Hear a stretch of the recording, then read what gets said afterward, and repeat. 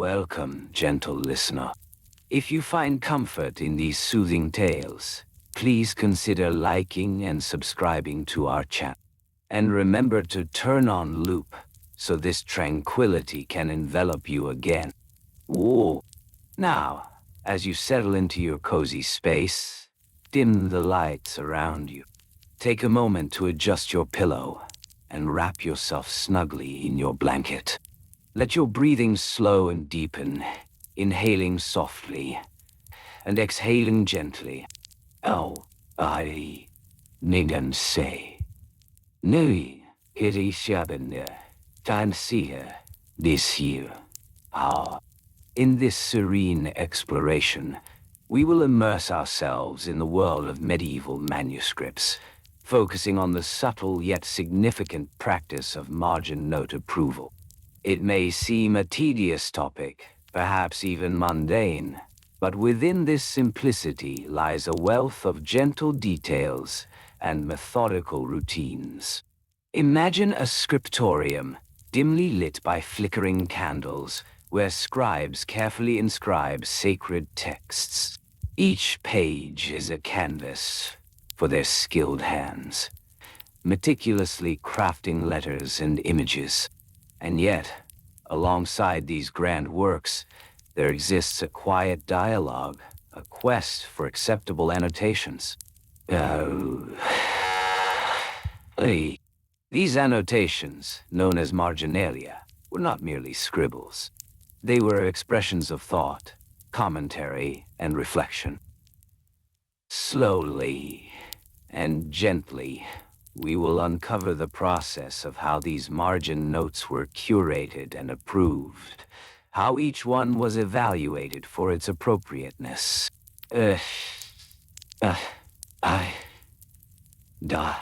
Consider the measurements of the margins themselves, often limited to a narrow space, where thoughts were penned in small, delicate script.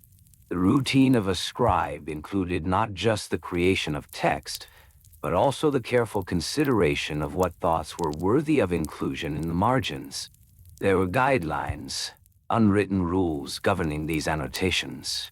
Scribes sought approval from their superiors, presenting their notes for judgment. This ritual of review ensured that each added thought reflected the values of the time.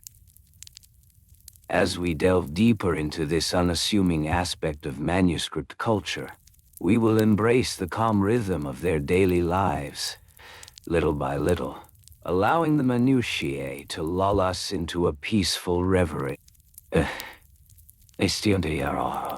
So, breathe deeply, relax your shoulders, and prepare to journey into this world of scribbles and approval, where the ordinary transforms into the quietly extraordinary.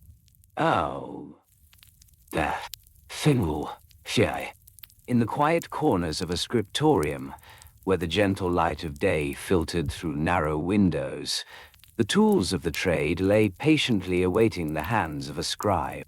Quills, crafted from the feathers of geese or swans, were the primary instruments for writing. Each quill was shaped to a fine point, a delicate taper that allowed for the careful inscription of text. The ink, often made from a mixture of soot and water, was contained in small clay pots, their surfaces smoothed by careful hands. Scribes would dip their quills into the ink, watching as the fluid clung to the tip, ready to flow onto the parchment.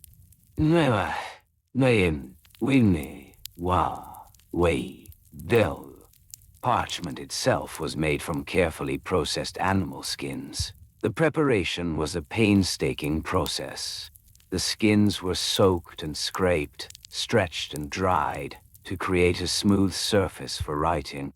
The size of each sheet varied, but typically, a single sheet measured about 20 by 30 centimeters, often divided into smaller sections for binding. As the scribes settled into their routine, they would begin by marking the margins of the parchment, often no wider than 2 to 3 centimeters. This narrow space was sacred. It was within these margins that thoughts would emerge, a small whispering of ideas alongside the main text. Scribes followed specific procedures when adding margin notes. First, they would read the primary text, allowing the words to resonate within them. Then, with great care, they would decide what commentary might enhance the reader's understanding. This decision-making process was deliberate and thoughtful, requiring knowledge and discernment. The selection of words had to be measured, ensuring that each annotation was both relevant and respectful to the original author's intent. Once a note was composed, it was presented to a higher authority, perhaps a master scribe or an abbot, for approval. This was a ritual of sorts, a moment steeped in decorum. The approval process could take time. Each note was scrutinized. The evaluator would consider the content, the phrasing, and the appropriateness of the commentary. After all, these annotations were not mere distractions. They were intended to enhance the text, to provide clarity or context, and to guide future readers. Yes, if the note was deemed suitable, it would be allowed to remain in the margin, a small victory for the scribe. If not, the note would be carefully erased, a slow process akin to wiping away a fleeting thought. The erasing was not hasty, as the surface of the parchment could be easily damaged. Instead, a gentle scraping with a knife or the use of a damp cloth would ensure the parchment remained intact for future use.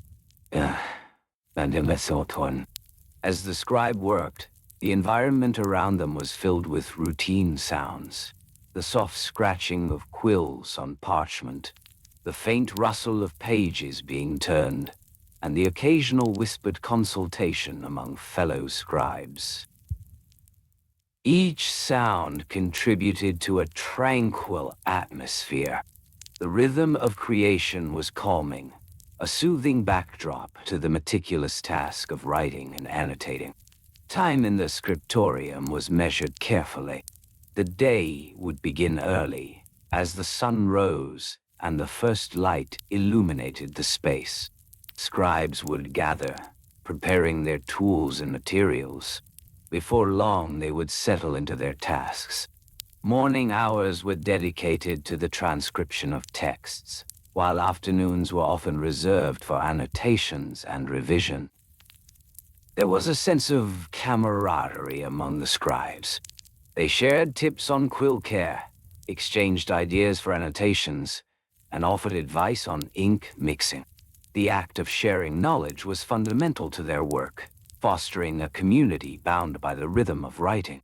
The approval of margin notes was not merely a task, it was an essential part of the scholarly tradition. The process underscored the value placed on knowledge and the care given to its transmission. Each note, once approved, became an integral part of the manuscript's narrative, a layer of meaning accompanying the primary text. The materials used in this craft were often sourced with great care.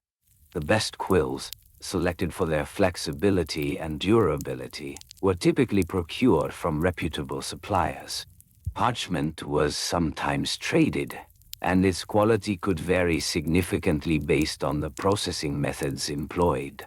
A superior piece of parchment might cost several denarii, a considerable sum for a scribe's modest earnings. Storage of these precious materials was also crucial. Scribes often kept their quills and ink pots in wooden boxes, lined with soft fabrics to prevent damage. Parchment sheets were stacked neatly in a cool, dry space, away from direct sunlight, to preserve their integrity. The arrangement of tools and materials was orderly, reflecting the scribe's disciplined approach to their work. Etiquette governed interactions in the scriptorium. When a scribe sought approval for a margin note, they would approach the master with respect, perhaps bowing slightly or waiting for an invitation to speak. This acknowledgement of hierarchy was essential in maintaining a harmonious atmosphere. Scribes were also required to maintain silence during work hours. This silence was not merely a rule, but a sacred practice, allowing each individual to concentrate fully on their tasks. Occasionally, the sound of a page turning or the gentle scrape of a quill could be heard, but for the most part, it was a place of quiet diligence. As the hours passed, the sun would shift across the sky, casting longer shadows within the scriptorium. The day's work would unfold in a gentle rhythm, punctuated by short breaks for tea or simple meals. These moments of respite were cherished, allowing scribes to recharge before returning to their tasks. With the sun setting, the day would come to a close. Scribes would carefully clean their quills, ensuring they were ready for the next day's work. Ink pots would be sealed, and parchment would be stored with care. The soft rustle of fabric and quiet footsteps marked the end of a day spent in devotion to the written word. The quiet routine of the scriptorium, the careful attention to detail, the respect for tradition, all contributed to a world where margin notes were not just annotations, but an essential part of a larger dialogue. The approval process, while tedious, was a vital part of this exchange, ensuring that each note contributed to the rich tapestry of knowledge. Little by little, we immerse ourselves in the tranquil practices of this time, experiencing the slow and steady flow of life within the scriptorium. So, breathe deeply, relax your shoulders, and let the gentle rhythm of the past envelop you. In the hush of the scriptorium, the tools of the scribe lay neatly arranged on the smooth wooden tables.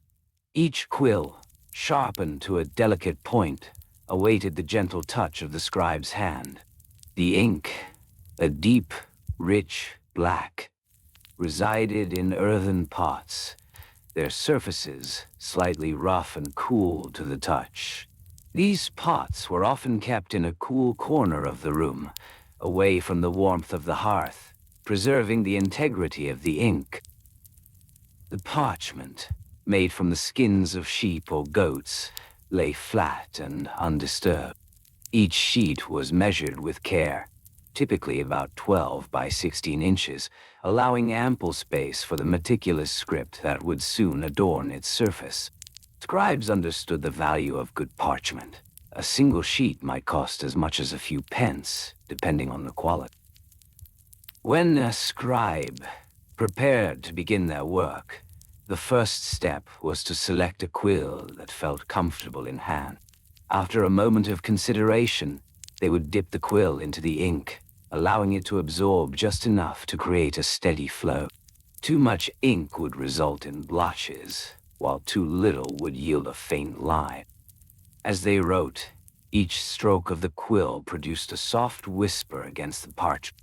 The letters formed slowly, each one crafted with care, measured against the precision that centuries of tradition demanded. Scribes often employed a system of lines to ensure their text remained straight and even, an invisible guide beneath the surface that kept their work neat and orderly. Alongside the main text, margin notes began to appear. These annotations, often written in a smaller hand, served myriad purposes. They could be reminders, commentary, or references to other texts. Each note required careful consideration and approval from the overseer of the scriptorium. The process of approval was methodical. Once a scribe completed their initial writing, both the text and the margin notes would be presented to the senior scribe or the abbey scholar. This figure held the responsibility of evaluating the annotations, ensuring they adhered to the established standards of clarity and relevance. This step could take time. The senior scribe would read through the margin notes, often with a furrowed brow, and would make annotations of their own in the margins. This practice, while slow, was vital to maintaining the integrity of the manuscript. Respect for the written word was paramount, and every detail mattered. If a margin note was deemed acceptable, a simple mark or a gentle nod would signal its approval. Should it require alteration, the senior scribe would gently note the necessary changes, perhaps suggesting a rephrase or a clarification. The scribe would then return to their place, quill in hand, ready to refine their notes, little by little. It was a quiet dance of respect and diligence. Scribes learned to accept criticism with grace. It was part of their craft. The rhythm of writing and rewriting became a soothing mantra, guiding them through long hours of labor. Each approval was a small victory, a gentle reassurance that they were contributing to the vast tapestry of knowledge. Once the annotations were approved, the manuscript would proceed to the next stage of its journey, often requiring additional input from artisans skilled in illumination. These artists would adorn the manuscript with delicate illustrations, vibrant colors, and gold leaf that would catch the light, transforming the written word into something visually enchanting. The illumination process, while separate from the writing, was intertwined with it. After illumination, the manuscript would be bound. This involved securing the pages together and attaching a sturdy cover, often made of wood, leather, or both. The binding process required precision and care, as the longevity of the manuscript depended on the quality of the binding. Craftsmen would often measure and cut the materials carefully, ensuring that the final product would withstand the test of time. Each binding might take hours, sometimes days, to complete. The finished manuscript, with its approved margin notes, elegant script, and intricate illuminations, would then be stored in the library or the scriptorium, resting on wooden shelves lined with countless other volumes. Each manuscript, unique in its story and journey, held a special place in the hearts of those who labored over it. The care with which each manuscript was handled was evident in the etiquette of the scriptorium. Scribes were taught to treat each book as a living entity, worthy of respect and reverence. When retrieving a manuscript from the shelf, they would cradle it gently, ensuring no harm befell its delicate pages. It was common to see scribes bowing slightly before a manuscript as a sign of respect, acknowledging the effort and history it encompassed. During their daily routine, scribes would gather for meals, often sharing simple bread and cheese, accompanied by warm herbal tea. These moments were precious, a time to exchange thoughts on their work, discuss the intricacies of margin notes, and even share tips on the best quill-making techniques.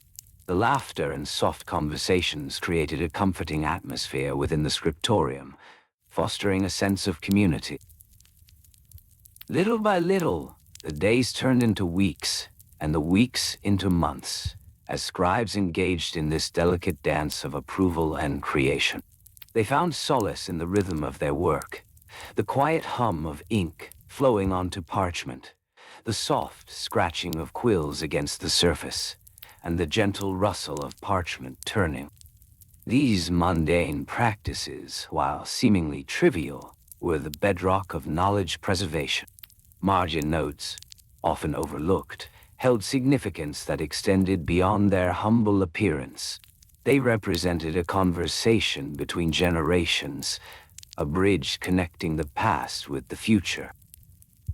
In the stillness of the scriptorium, as the sun dipped below the horizon, the glow of candles began to flicker softly.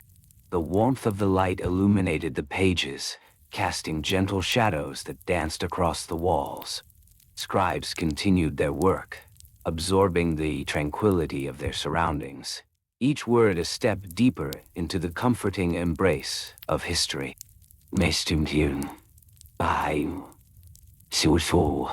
So, breathe deeply again, relax further into the rhythm of the past, and allow the world of the scriptorium to wash over you, little by little, gently and slowly. Bow. As the candlelight flickered softly in the dimly lit scriptorium, the scribes continued their meticulous work, each absorbed in their own world of ink and parchment. The tools of their trade lay spread before them in a gentle array. Quills, sharpened to a fine point, rested in small holders made of clay or wood. These quills, often sourced from the feathers of geese or swans, were preferred for their flexibility and ability to create delicate lines. The ink, a rich black concoction made from soot, water, and gum arabic, glistened in small pots, awaiting the careful dip of the quill. Every day began with a ritual of preparation. The parchment, often made from sheepskin, was carefully inspected. Each sheet measured about 20 inches in length and 15 inches in width, though sizes varied based on the specific project. Scribes would often lay the parchment on a flat surface, running their fingers over the smooth surface, ensuring it was free of blemishes and imperfections. The cost of parchment could vary. A single sheet might fetch a modest price of 4 to 6 denarii, depending on its quality. Thus, scribes were taught to handle each piece with great care, for it represented both time and monetary value. Once the parchment was deemed suitable, the next step involved ruling lines for the text. This was done using a simple tool called a ruling pen or a straightedge, which ensured uniformity across the page. Scribes would carefully draw lines, perhaps 12 to 15 lines per page, using a light touch to avoid tearing the delicate surface. The spacing between lines was typically 1 to 1.5 finger breadths apart, allowing for a comfortable flow of text. As the lines dried, attention turned to the margin. Here, the margin notes would eventually find their place. Scribes often collaborated with one another, discussing the potential content of these annotations. It was common practice for a scribe to write a primary text while another would compose the margin notes. This cooperative effort ensured that the main text remained uncluttered, while still allowing for additional insights on the periphery. The timing of this collaboration was crucial. Scribes would often work in tandem, exchanging their thoughts after a few days of writing. This pause allowed for the reflection of ideas, ensuring that annotations were not only relevant, but also respectful of the original author's intent. The gentle hum of conversation would fill the air, punctuated by the quiet scratching of quills as they shared their thoughts on the text at hand. Annotation etiquette was essential in the world of manuscript production. A scribe would never overwrite the main text, nor would they disrupt the flow of its narrative with their notes. Instead, the notes were written in a smaller hand, often in a cursive script that flowed smoothly, almost like a whisper beside the more prominent letters of the main text. This practice demonstrated a deep respect for the words that had come before, a reverence that was fundamental to the scribal tradition. After composing the main text and the corresponding margin notes, the next phase involved a careful review. Scribes would often share their work with a master scribe or an overseer, who would inspect the pages with a discerning eye. This process could take several days, as the master scribe would examine not only the content, but also the aesthetics of the manuscript. They would look for uniformity in ink application, the neatness of the ruled lines, and the clarity of the annotations. Once the review is complete, and the annotations received approval, the scribe would proceed with the final touches. This included illuminating the manuscript, adding decorative elements such as gold leaf or vibrant colors to certain initials or borders. These embellishments were not simply for beauty. They were meant to elevate the manuscript's status, signifying its importance and the care put into its creation. The process of illumination was intricate and time-consuming. Pigments were created from various natural sources, crushed minerals, plant extracts, and even insects. Each color had its own preparation method, requiring patience and a steady hand. Gold, for instance, was carefully applied in thin sheets, meticulously laid down to catch the light. Illuminators often worked under the watchful eyes of the scribes, ensuring that the colors complemented the text without overshadowing it. As the day wound down, the scriptorium would fill with the scent of fresh ink and parchment, creating an atmosphere of calm and focus. Scribes would often take breaks at regular intervals, sipping warm herbal teas brewed from locally sourced plants. This simple ritual not only refreshed their spirits, but also allowed them to engage in light-hearted discussions about their progress and the nuances of the texts they were copying. When evening settled, the scribes would gather their work, carefully stacking completed manuscripts and setting aside those that required further attention. Each stack was labeled and stored in wooden shelves, their edges softened by years of careful use. The organization of these manuscripts was key. The titles were written on slips of parchment and affixed to the shelves, allowing for easy retrieval. Night in the scriptorium was a time for reflection. Scribes would sit in their wooden stools, contemplating the day's work, the rhythmic sound of the quill scratching against parchment still echoing in their minds. They would often read passages aloud, their soft voices filling the quiet space, resonating with the knowledge of those who had come before them. The air would grow heavier with focus, and little by little, the scribes would find themselves enveloped in the tranquility of their accomplishment. In these moments, the importance of their work became clear. Each margin note, every embellishment, was not just an act of creation, but a connection to the past. They were guardians of knowledge, preserving wisdom for generations yet to come. The mundane practices of their days, the tedium of approval and annotation, formed the backbone of a legacy that would transcend time. So, breathe deeply again. Relax further into the rhythm of the past, and allow the world of the scriptorium to wash over you, little by little, gently and slowly. As the evening deepened and the flickering candlelight cast gentle shadows upon the walls, the scriptorium remained a sanctuary for the diligent scribes. Each tool they used had its own place, each one carefully selected to fulfill its purpose. There were wooden desks, worn smooth by years of use, and they stood at the center of this quiet haven. The air was filled with the faintest scent of beeswax and ink, a melange that spoke of countless hours spent in devotion to the craft. Scribes would often begin their preparations by collecting their materials from the designated storage.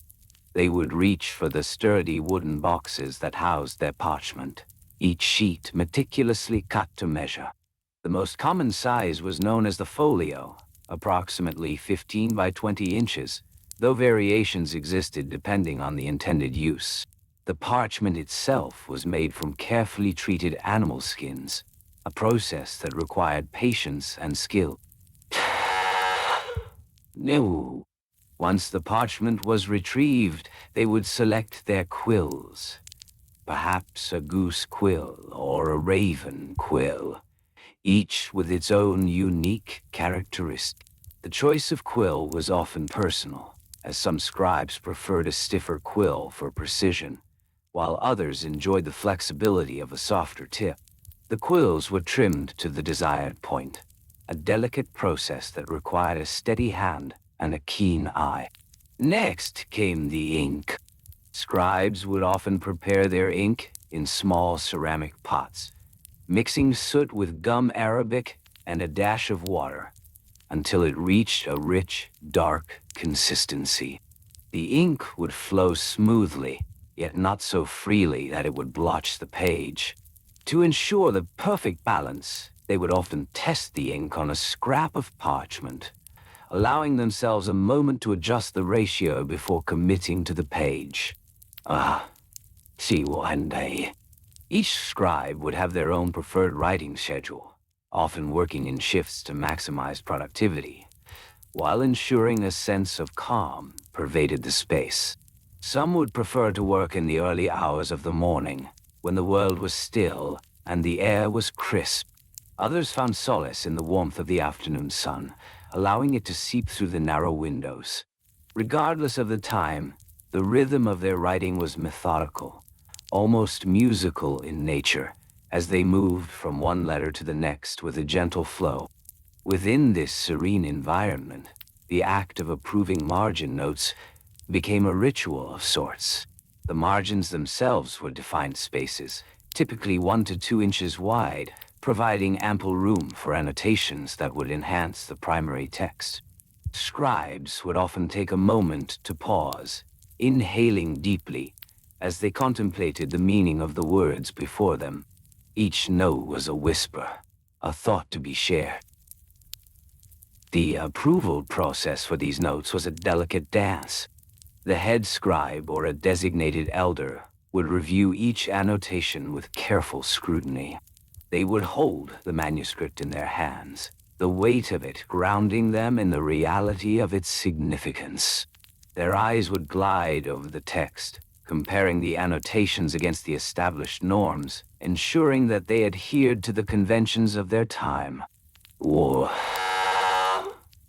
Daily, if an annotation met with approval, a simple nod or a gentle stroke of the finger across the margin would suffice. If adjustments were needed, the scribe would return to their quill, the gentle scratching sound echoing softly in the room, as they reworked their notes, little by little, until they met the expectations set forth by their predecessors. Sometimes a scribe would take it upon themselves to seek clarification on the margin's expectations.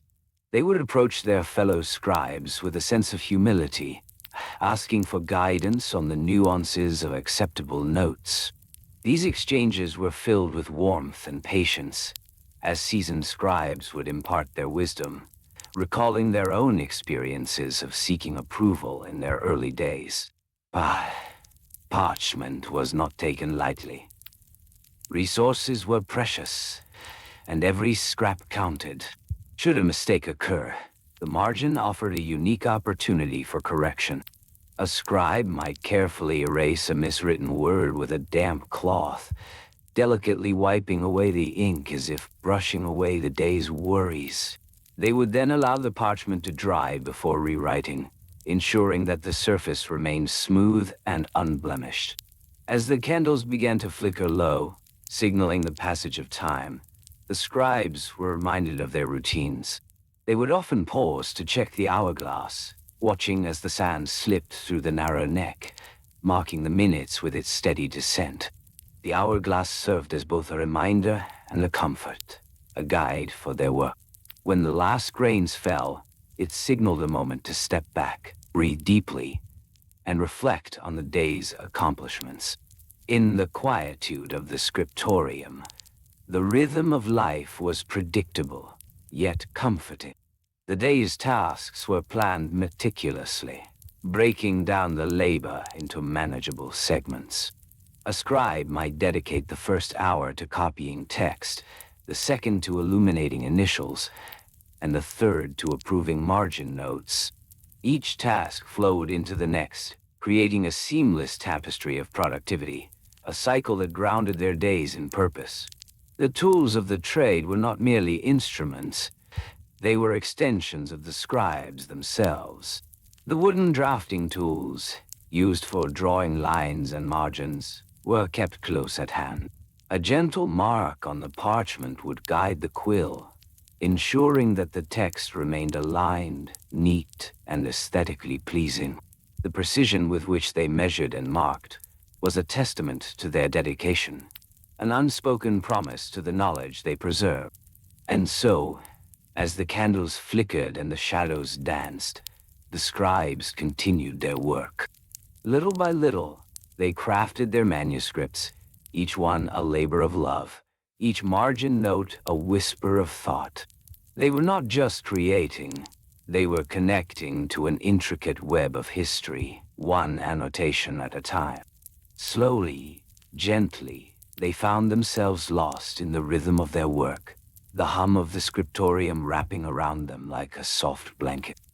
Breathe deeply once more, and allow the tranquility of the scriptorium to settle within you. Feel the weight of the day's tasks dissolve into the gentle cadence of the past. As you relax into this moment, remember the scribes, the guardians of knowledge, as they continue their quiet diligence, little by little, softly and steadily. Thorn? As the scribes diligently annotated their manuscripts, a rhythm emerged within the scriptorium, a delicate dance of thoughts and movements. Each scribe had their own set of tools, carefully selected for the task at hand. Quills, plucked from the finest feathers, were often prepared with great care. The quill's tip was meticulously trimmed, shaped to create a precise line on the parchment. A steady hand guided the quill, dipping it into the ink made from soot and gum arabic. The rich, dark liquid flowed from the nib, pooling gently before being drawn across the surface. The parchment itself was a significant consideration, crafted from animal hides, often sheep or calf. Each piece was treated with patience, stretched and dried under careful conditions. It was said that the best parchment came from animals raised in tranquil pastures, and thus the quality of the parchment reflected the care taken in its creation. The surface was smooth, yet slightly textured, allowing the ink to settle perfectly. When preparing to write, the scribe would lay the parchment flat upon the wooden table. The table was sturdy, its surface marked with the stains of ink and the impressions of countless hours spent in pursuit of knowledge. A ruler, made of wood, was used to draw lines, ensuring the text remained straight and orderly. The margins were not mere afterthoughts. They were spaces of importance, places where thoughts could flourish. The margins were drawn with precision, often measuring around 1 inch from the text, creating a border that invited annotation. The process of annotation was a delicate one, involving a combination of etiquette and purpose. The scribe would pause, contemplating each note before committing it to the page. These annotations served as guides for future readers, reminders of thoughts that flowed from the mind to the ink. Each note was a gentle suggestion, a soft nudge towards deeper understanding. The scribe would also consider the positioning of these notes, often placing them in the upper or lower margins, where they could be easily referenced. As the work progressed, some scribes would occasionally consult their fellow craftsmen. This collaborative spirit was not merely practical, it was imbued with a sense of reverence. A scribe might call upon a colleague to review their annotations, seeking approval for the placement and content of each note. This was no light matter. The approval process, though seemingly mundane, was crucial. It ensured that the annotations upheld the integrity of the text, maintaining the balance between the original content and the added thoughts. Time in the scriptorium moved slowly, yet each moment was filled with purpose. The air was thick with the scent of ink and parchment, creating an atmosphere conducive to contemplation. The scribes would often take breaks to stretch their fingers, letting the blood flow back into their hands.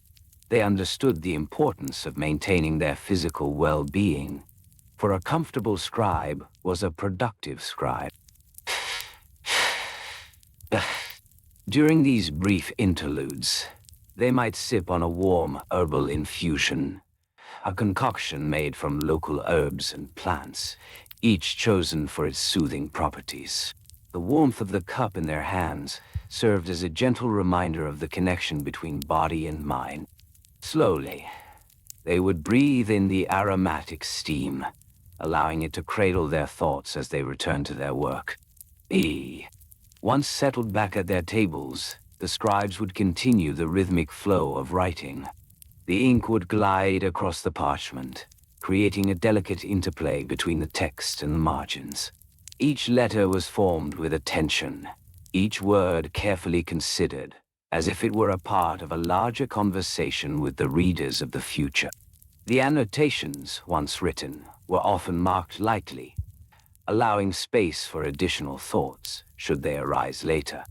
Little by little, the margins filled with a tapestry of reflections, questions, and gentle nudges toward deeper understanding. Occasionally, the scribe would flip through previously completed manuscripts, examining how their colleagues approached the art of annotation. Encouraged by the successes of others, they would reflect on their own notes, slowly adapting and refining their technique. The margins of these completed works held secrets of the past, whispers of thoughts that had once danced in the minds of those who had come before. In their quest for approval, scribes often engaged in discussions about the proper etiquette for annotations. Some believed that annotations should be brief, concise, serving only as highlights of key ideas. Others preferred a more elaborate approach, allowing for a richer tapestry of interconnected thoughts. This diversity of opinion led to lively discussions, yet, ultimately, each scribe found their own balance, a method that felt right to them. The approval process involved not just the scribe's peers, but also the guidance of a master scribe. This mentorship was a vital part of a scribe's development. The master scribe would review the annotations, nodding or shaking their head as they considered each note. Their approval was not just a formality.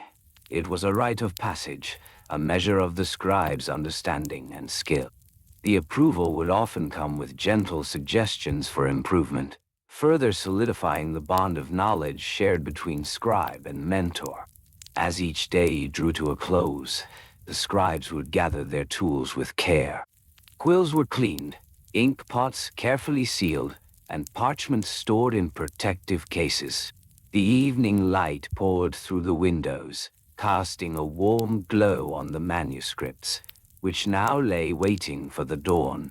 Little by little, the scriptorium fell into a calm silence, interrupted only by the soft rustling of parchment, as one last note was added. One last thought captured before the day surrendered to night. And so, the ritual continued. Day after day, the scribes embracing the tedium of their task with unwavering dedication. The approval of margin notes, with all its intricacies, became a comforting routine, a thread woven into the fabric of their lives. Each annotation was a small yet significant act, a testament to the enduring nature of knowledge and the relentless pursuit of understanding. As you breathe in deeply, allow yourself to imagine the soft glow of the candles, the gentle rustle of parchment, and the rhythmic scratching of quill on parchment. Feel the calm wash over you, like the soothing embrace of a warm blanket. Recall the diligence of the scribes, the soft whispers of their thoughts captured within the margins. Little by little, let the tranquility of the scriptorium envelop you, inviting you to drift gently into a world of dreams, where knowledge and peace intertwine. Down in the soft light of early morning, the scriptorium would come alive with the gentle ritual of preparation. The scribes would arrive, one by one, each carrying the day's intent woven into the fabric of their thoughts. They would settle into their familiar positions, each scribe at their own wooden desk, the surface worn smooth from years of diligent work. The air would be filled with the faint scent of beeswax, a reminder of the candles waiting to illuminate their tasks. The tools of their trade, meticulously arranged, would include quills made from the finest feathers, often goose or crow, each one carefully trimmed to a precise point. The scribes understood that the quality of their work depended on the tools they wielded. Each quill was dipped in an ink pot, filled with a rich mixture of soot and water, infused with a touch of gum arabic to ensure a smooth flow. The ink would shimmer slightly in the candlelight, a deep black that contrasted beautifully against the pale parchment. Parchment, the heart of their work, was prepared from animal skins, primarily sheep or calf. The process of creating parchment was labor-intensive, requiring careful scraping and stretching to achieve the desired smoothness. Each sheet measured approximately 12 by 16 inches, though sizes could vary slightly, depending on the source. The scribes would often have stacks of parchment neatly stored in wooden cabinets, each stack labeled and organized by quality and size, ensuring that the right piece was always within reach. As the day began, the scribes would take a moment to sort through their previous annotations. Each margin note required approval, and this process was both meticulous and essential. The senior scribe, often the most experienced, would take on the role of gatekeeper, ensuring that all notes adhered to the established guidelines. These guidelines, passed down through generations, dictated not only the content of the notes, but also their placement, size, and even the color of the ink used for annotations. The approval process required patience and an eye for detail. Once a scribe completed their margin notes, they would present them to the senior scribe, who would examine each one with a gentle scrutiny. The senior scribe would hold the parchment up to the light, checking for clarity and legibility. This step, although seemingly mundane, was crucial, as the notes were intended to enhance the text, not distract from it. Little by little, the senior scribe would nod or make small adjustments, perhaps suggesting a different ink or recommending a more concise phrasing. During this time, the other scribes would continue their work, their quills dancing rhythmically across the parchment. A gentle scratching sound filled the air, merging with the occasional whisper of a thought shared among them. They would discuss their annotations quietly, sharing insights and suggestions, their voices a soft murmur that soothed the atmosphere. In this serene environment, the scribes adhered to a schedule rooted deeply in tradition.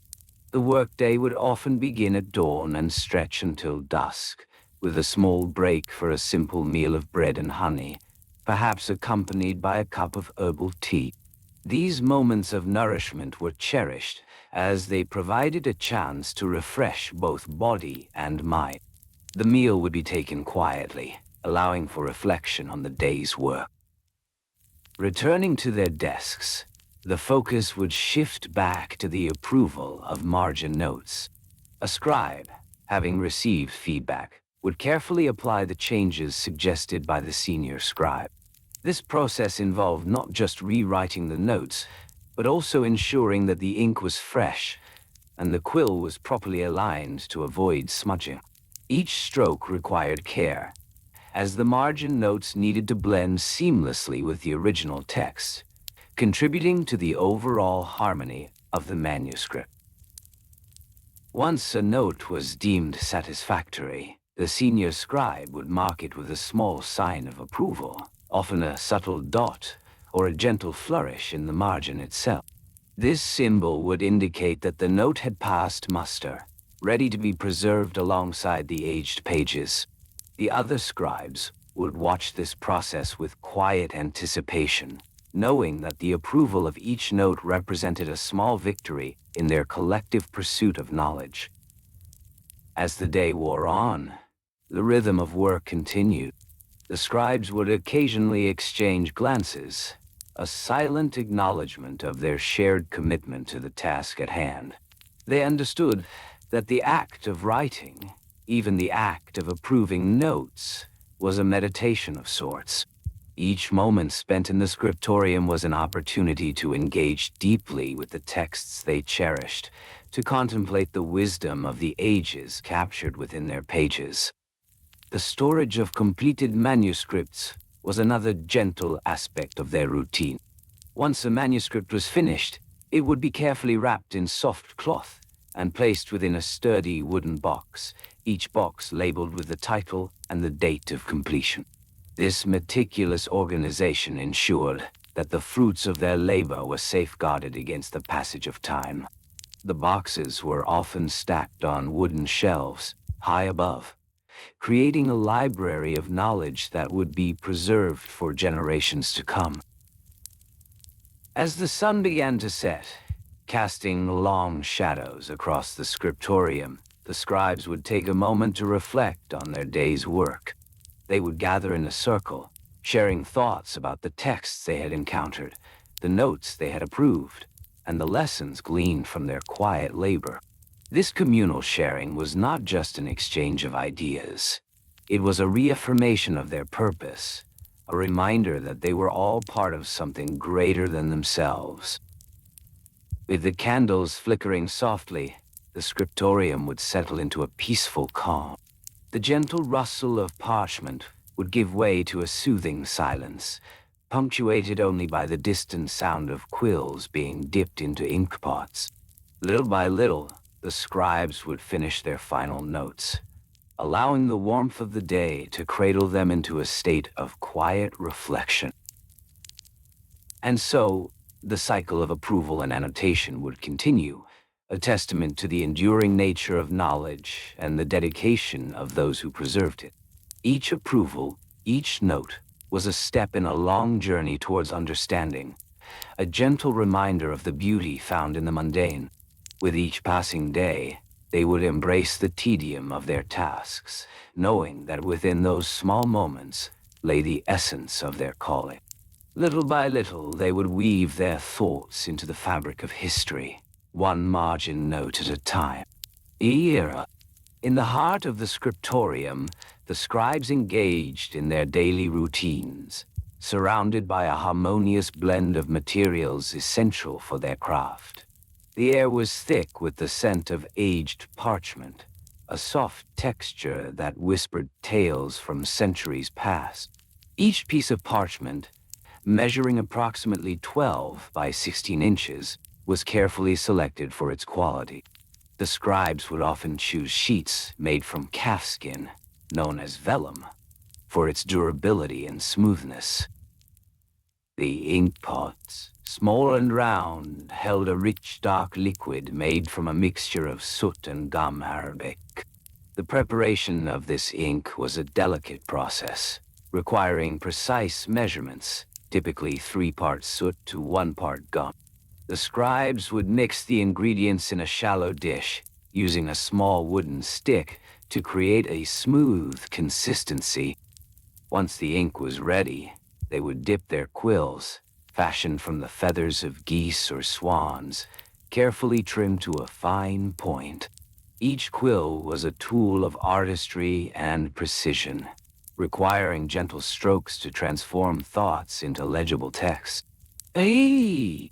As they settled into their work, the scribes adhered to a strict schedule, rising with the first light of dawn, when the world outside began to awaken. They would gather in the scriptorium, the wooden tables set at equal distances apart to maintain an atmosphere of calm and focus. Each scribe knew their designated space, a small area marked by the tools they required. It was customary to keep their tools organized. Quills in a holder, ink pots on the table, and a small wooden knife for trimming the edges of parchment. The process of writing was methodical. A scribe would begin by aligning the parchment on the table, ensuring it was smooth and free from creases. Using a ruler, crafted from a simple piece of wood, they would draw faint, guiding lines in pencil to maintain uniformity in their script. Each line held a specific purpose, providing a framework for the text that would soon follow. Once the lines were drawn, the scribe would take a deep breath, steadying their hands before touching the quill to the parchment. The first ink stroke would be made with a gentle hand, allowing the ink to flow smoothly and consistently. This initial touch was often accompanied by a moment of silence, a brief pause to gather thoughts, to ensure clarity in expression. After each phrase, they would carefully lift the quill, allowing the ink to dry slightly before proceeding to the next line. This would prevent smudging, a common concern in the scriptorium. The meticulous nature of their work meant that a single page could take hours to complete. Each word was formed with care, the letters curling and twisting in elegant formations. The scribes often wrote in Latin, the language of learned discourse, though they were also known to annotate in the vernacular, providing accessibility to those who might seek the knowledge contained within. With each completed sentence, the scribe would pause, gently resting the quill against the edge of the inkpot. They would then take a moment to reflect on the words they had crafted, allowing the meaning to resonate in their mind. This was a ritual of sorts, a necessary break in the rhythm of writing. Little by little, they would return to their task, moving through the text as they carefully navigated the nuances of language and meaning. The approval of margin notes was an essential component of their process. Once a scribe completed a section, they would place a small mark in the margin, indicating that the text was ready for review. This was a signal to their fellow scribes, who would take turns reviewing each other's work. The act of approval was marked by a gentle nod or a soft word of encouragement. The reviewing scribe would read aloud, allowing their voice to fill the room, creating an environment where ideas flowed freely and constructively. The margin notes themselves were often brief annotations, yet they held great significance. Written in a smaller script, these notes would clarify or expand upon the main text. A scribe might note a source, reference a related text, or provide a personal reflection. Each scribe had their own style, their own way of conveying thoughts in the margins, and this individuality contributed to the tapestry of knowledge being woven in the scriptorium. As the days turned into weeks, the scribes would find comfort in their routines. Each day was painted with the same soft brush of repetition. They would gather at dawn, work through the daylight hours, and share quiet meals of simple fare, often consisting of bread and cheese, perhaps accompanied by a warm cup of ale or mead. These moments of nourishment were essential, providing the energy needed for the laborious tasks ahead.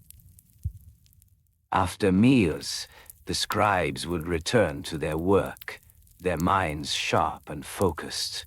The rhythm of quills scratching against parchment filled the air once more, a symphony of diligence and devotion. They would often exchange glances, smiles, or soft words of encouragement, fostering a sense of community that was vital in such a solitary endeavor. The approval of margin notes also extended beyond the immediate circle of scribes. Occasionally, a senior scribe, one with experience and authority, would review the work of the younger scribes. This process, known as the Grand Review, was conducted with care. The senior scribe would take their time, examining each detail, each annotation, ensuring that the notes were not only legible, but also added value to the text. In the evenings, as the sun dipped below the horizon, the scriptorium would be illuminated by the soft glow of candles. The flickering flames cast gentle shadows on the walls, creating an atmosphere of tranquility. This was a time for reflection, for the scribes to contemplate the day's work. With each flicker of the flame, they would revisit their thoughts, the margin notes they had created, and the insights they had shared.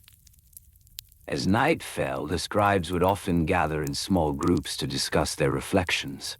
These conversations were hushed, the tone soft and gentle. They spoke of the meaning behind their annotations, the significance of the text they were copying, and the wisdom they sought to preserve. This exchange of ideas was a balm for their souls, a reminder that their work was not merely a task, but a part of a greater legacy. And so, the rhythm of their lives continued, each day melding into the next. The scriptorium became a sanctuary, a place where the ordinary transformed into the extraordinary through the act of writing and sharing knowledge. Little by little, the scribes found solace in the simple act of creating, forging connections through the margins they filled. Each note, each annotation, was not just a mark on the page. It was a whisper of history, a gentle nudge towards understanding, a promise of continuity. As the days in the scriptorium flowed gently into one another, the scribes maintained a rhythm of labor that was both methodical and soothing. Each morning, as the soft light of dawn filtered through the narrow windows, the scribes would prepare their tools. They would carefully lay out their quills, each one handpicked for its flexibility, its ability to hold the ink just right. The quills, often sourced from the feathers of geese or swans, would be trimmed to a fine point, their tips shaped with precision to allow for delicate strokes. They would select their ink, a deep, rich mixture, often made from the soot of burnt wood mixed with gum arabic and water. The ink was stored in small, round pots, each one crafted from clay or glass. The scribes would dip their quills into the ink, allowing the liquid to fill the reservoir, ensuring it was just enough to glide smoothly across the parchment. The parchment itself was a labor of love, made from the skins of sheep or goats. Each piece was meticulously prepared, scraped, and stretched to create a surface that was ideal for writing. The scribes would measure their parchment carefully, cutting it to standard sizes, often around 8 by 12 inches, ensuring that each page could hold a substantial amount of text without becoming cumbersome. As the sun rose higher, the scribes' day would begin in earnest. They would settle into their designated spaces, each with a sturdy wooden desk, worn smooth by years of use. The desks were often adorned with small, practical items. A stone or piece of wood served as a paperweight, keeping the parchment flat while the scribe worked. A small container held scraps of parchment, where loose thoughts could be jotted down, or ideas could be sketched, before committing them to the main text. The air within the scriptorium was tinged with the scent of ink and parchment, a heady mix that inspired creativity and focus. The scribes would work single-mindedly, their eyes trained on the text before them. The process of writing was rhythmic, a gentle dance of the hand guided by the mind. Each letter formed with intention, each word chosen for its meaning, as they transcribed ancient texts, slowly and deliberately. Throughout the day, the scribes would occasionally pause, taking a moment to breathe deeply, to relax their shoulders, to settle into the tranquility of their work. They would place their quills aside, allowing their eyes to rest upon the words already inscribed. This moment of reflection was essential, a gentle reminder to appreciate the task at hand, to ensure each annotation was worthy of the text it accompanied. The annotated margins, a canvas of their thoughts, would grow gradually. Each scribe had their own unique style of notation. Some preferred single words, while others favored elaborate phrases. They would often exchange ideas about the best practices for annotations, the etiquette of margin notes. It was a delicate balance. The notes had to complement the text without overwhelming it. In the quiet corners of the scriptorium, senior scribes would mentor the younger ones, guiding them in the art of annotation. The senior scribes would share their wisdom, often discussing the significance of clarity and brevity. Remember, they would say softly, a good margin note does not distract but enhances understanding. The younger scribes would listen attentively, their quills poised, ready to take in this knowledge. They would practice diligently, often spending hours perfecting their annotations, ensuring that every stroke was deliberate, every note carefully considered. This was a tedium, yes, but it was a tedium filled with purpose, a quest for perfection in the mundane. As the day waned, the scribes would take time to organize their work. They would gently gather their manuscripts, sorting the completed texts and the ones still in progress. Each manuscript would be carefully folded and placed in a protective wrapper, often made from cloth or leather, to safeguard it from dust and damage. They would then store the manuscripts on wooden shelves, arranged in a systematic order. The shelves were often labeled, creating a catalog of knowledge that was both practical and comforting. Each scroll, each book, represented hours of labor, a testament to their dedication. In the evenings, after a long day of writing, the scribes would gather for a light meal.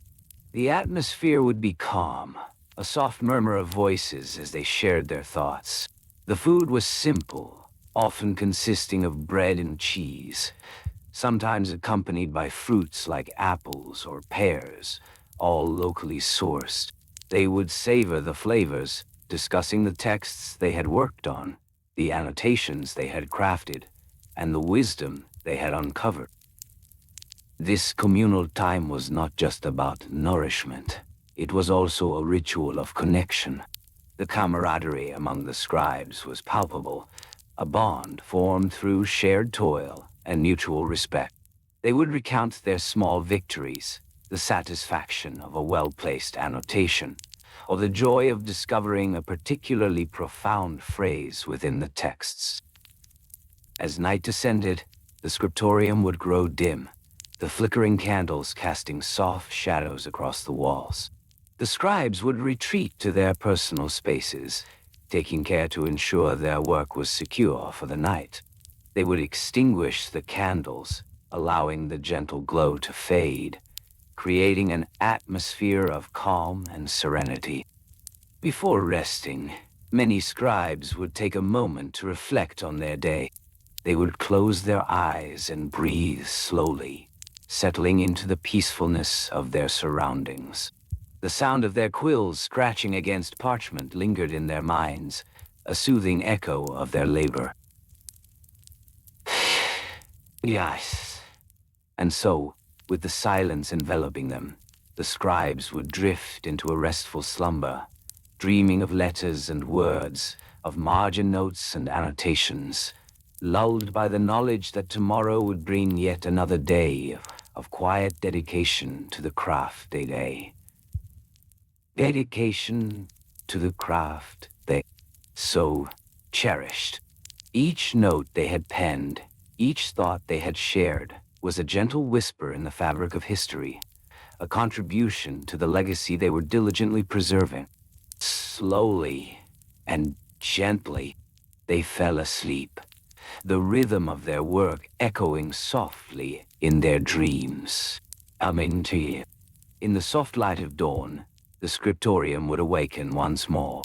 The air would be filled with the scent of fresh parchment, a delicate aroma that mingled with the earthy notes of ink. The scribes, awakening from their peaceful slumber, would rise slowly from their beds, stretching their limbs, preparing for another day of meticulous labor. As they gathered their tools, the familiar sounds of the scriptorium would begin to fill the space. The gentle clatter of wooden chairs as they shifted, the soft rustle of robes brushing against one another, and the quiet murmurs of greetings exchanged. The scribes would approach their workstations, each one a unique reflection of its master. The desks were often simple wooden tables, worn smooth by years of diligent use. Each table would be equipped with a variety of tools, all essential for the day's tasks. There would be sharpened quills, dipped in dark, rich ink, ready to glide across the surface of the parchment. The ink pots, usually made of clay or glass, would be filled with the carefully prepared liquid, a mixture of soot and gum arabic, creating a velvety texture. Alongside the quills, the scribes would have a selection of rulers and straight edges at their disposal. These tools, often made from wood or metal, would help maintain the straight lines and precise margins that were so crucial in their work. A scribe would take a moment to measure the width of the margins, ensuring they conformed to the accepted standards of their time.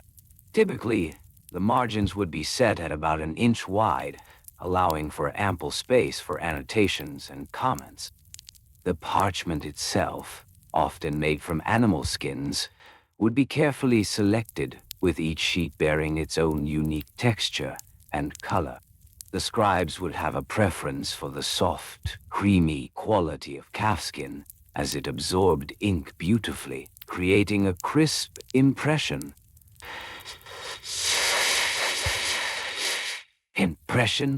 Each sheet would be measured and cut to a size of roughly 12 by 16 inches, a dimension that allowed for easy handling and manipulation during the writing process. Once settled at their desks, the scribes would begin their daily rituals. Each day would start with a moment of silence, a time to center themselves before engaging in their labor. They would close their eyes, breathe deeply, and visualize the words they were about to inscribe. This practice, calming and grounding, would prepare them for the hours of focused work ahead. The writing itself was an art, a delicate dance of hand and ink. The scribes would dip their quills, allowing the ink to saturate the nib before bringing it to the parchment. With each stroke, they would create elegant letters, curating a visual harmony that was pleasing to the eye. The letters would be formed with precision, each one a testament to their skill and dedication. The margins, essential spaces on the page, would not remain empty for long. The scribes were often tasked with creating annotations, small notes that would provide context or commentary on the text. These annotations would serve a dual purpose. They would clarify meanings for future readers and provide a personal touch to the manuscript. Marginal notes could vary in length and significance. Sometimes a single word, other times a thoughtful expression of insight. As they worked, the scribes would engage in conversations, exchanging thoughts about the texts they were copying, discussing the meanings behind the words and the historical significance of the works. This collaborative spirit was integral to the environment, fostering a sense of community among the scribes. They would pause to share ideas, their voices a soft murmur against the backdrop of scratching quills and fluttering parchment. The approval process for these marginal notes was a careful, methodical affair. Once a scribe had completed an annotation, it would require the approval of a senior scribe or the head of the scriptorium. This step was essential, ensuring that the notes adhered to the established standards of clarity and relevance. The senior scribes, with their years of experience, would review the annotations with a careful eye, considering their appropriateness and potential impact on the text. If an annotation was deemed acceptable, a gentle nod or a few encouraging words would be offered, reaffirming the scribe's effort. Should a note require revision, it would be approached with kindness, emphasizing the importance of maintaining the integrity of the manuscript. The process was slow and deliberate, reflecting the overall ethos of the scriptorium. Every detail mattered, and every note was a building block in the vast edifice of knowledge. The scribes understood the value of patience in their work. Writing, annotating, and revising could take hours. A single page might demand several hours of focused effort. The rhythm of their labor would become a soothing symphony, punctuated by the soft tap of quills on parchment and the gentle sighs of concentration. As the day progressed, the scribes would take breaks, stepping away from their desks to stretch and breathe. They would gather in small groups, sharing their thoughts not only on their work, but on life in general. These moments of camaraderie were cherished, a reminder of their shared purpose and dedication. The warmth of friendship would envelop them, creating an atmosphere of support and understanding. When they returned to their desks, the scribes would often find themselves reflecting on their previous work. With each new day, they would review the annotations from the day before, considering the feedback they had received. This practice of reflection allowed them to grow in their craft, each day becoming a little more skilled, a little more attuned to the nuances of their work. The process of approval for marginal notes was not merely administrative. It was an integral part of their artistry. Each approved annotation would be made with care, often embellished with decorative flourishes, turning a simple note into a visual delight.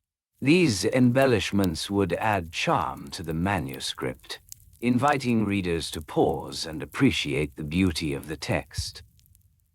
Throughout the day, the scribes would work in harmony with one another, their movements synchronized in a dance of diligence.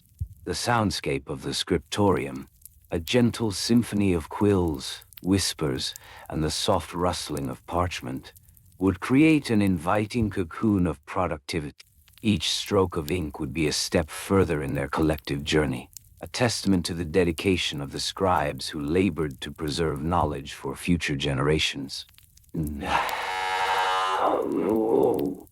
As the sun began to dip low on the horizon, casting golden rays through the windows, the scribes would start to tidy their workspaces. Each quill would be placed back in its holder, each inkpot sealed to preserve its contents. The parchment would be stacked neatly, ready for tomorrow's endeavors. The day would draw to a close, the atmosphere becoming serene as they prepared to leave the scriptorium for the night. They would take a moment to express gratitude for the work they had accomplished, for the notes they had penned, and for the stories they had preserved. And as they stepped away from their desks, they knew that the next day would bring yet another opportunity to contribute to the ever-unfolding tapestry of history. Slowly and gently, the scribes would leave the scriptorium, carrying with them the echoes of their day's labor. As the sun dipped beneath the horizon, the soft glow of candlelight began to illuminate the scriptorium, casting gentle shadows on the walls, lined with shelves of parchment and inkpots. The scribes, having completed their day's work, would now engage in the quiet ritual of preparing their tools for the next day. Each quill, a slender instrument crafted from the finest feathers, would be inspected with care. The scribes knew that only the best quills would suffice for the delicate script they produce. A well-maintained quill should have a fine point, allowing for precise strokes and elegant letters. The scribes would take a moment to trim the nib, using a small knife specifically designed for this purpose. The blade would glide gently along the edge, honing the quill to perfection. Each cut would be deliberate, ensuring that the tip was sharp and ready for the ink. Once the quills were prepared, the scribes would turn their attention to the ink pots. These vessels, often made from clay or glass, were filled with a viscous, dark liquid made from soot and gum. The ink, a precious commodity, would be carefully poured into small wells for easy access. The scribes knew that each pot had a specific weight, each a slightly different shade of black, depending on the mixture. It was essential to keep the ink properly sealed when not in use, preventing it from drying out. As they arranged their tools, the scribes would discuss the upcoming tasks for the following day. Each scribe had a specific role to play, whether it was the meticulous scribe who focused on the accuracy of the text, or the illuminator who adorned the margins with delicate designs. The rhythm of their conversations was soothing, a gentle exchange of ideas about the texts they would be working on. With their tools in order, the scribes would begin to sort the parchment. Each sheet was carefully examined, for the quality of the parchment was vital to the integrity of the work. The parchment, made from animal hides, varied in thickness and texture. Scribes would measure each sheet, ensuring it was the appropriate size for the manuscript they were crafting. Common sizes included the folio, which measured approximately 12 by 18 inches, and the quarto, at about 9 by 12 inches. The scribes knew that parchment was not inexpensive, so they handled each sheet with the utmost care. A single sheet might cost several pence, a significant expense for a scriptorium. The preservation of each piece would become a ritual in itself, with scribes gently folding the parchment and stacking it according to size and quality. They would create neat piles, marking each with a small slip of paper to indicate its intended use. Slowly and gently, they would prepare the workspace for the next day's endeavors. As the evening deepened, the scribes would engage in a quiet practice known as the margin note approval. This was a meticulous process where each scribe would review their annotations and those of their peers. The purpose was to ensure that the notes, often written in the margins, adhered to the accepted standards of the time. Each note was a small commentary on the main text, providing insights, references, or personal thoughts. This review process was not taken lightly. It involved a clear understanding of the etiquette surrounding margin notes. Scribes would approach each other with respect, seeking approval for their annotations. They would gently place their manuscript before a colleague, allowing them to examine the notes. This exchange was conducted in hushed tones, the atmosphere filled with reverence for the written word.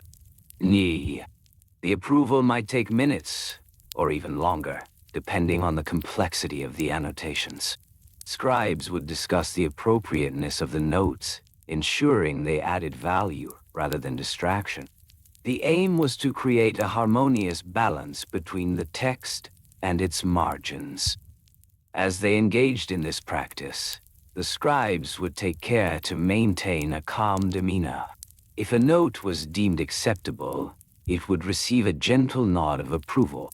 If changes were necessary, they would offer suggestions in a soft, respectful manner. Perhaps, little by little, we can refine this annotation, one might say, as they gently guide their colleague toward a more suitable phrasing. The process of margin note approval was essential, for it upheld the integrity of the manuscripts.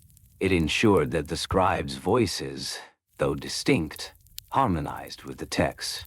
With each approval, a sense of camaraderie would grow among the scribes, a bond formed through shared dedication to the written word. As the evening wore on, the scribes would begin to prepare for the next day's work.